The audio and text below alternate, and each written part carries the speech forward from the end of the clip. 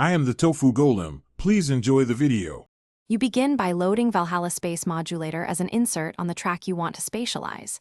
Make sure input gain sits at unity so you do not clip. This preserves headroom for modulation. Once loaded, pick a preset like modest or wide to get immediate movement and stereo spread. You do this because presets expose useful default routings.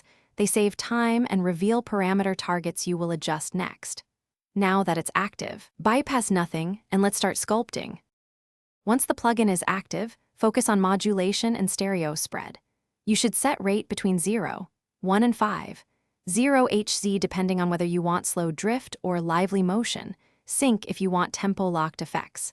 Increase width toward 100% for maximum stereo imaging, but back off for subtlety.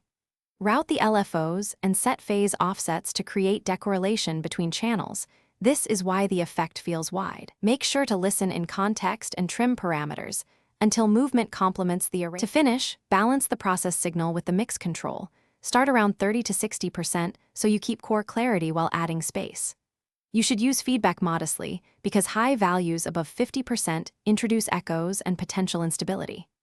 Once done, automate rate or width for dynamic interest across the arrangement.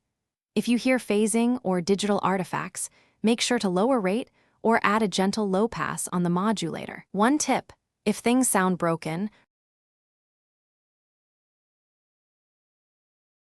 Thanks for watching.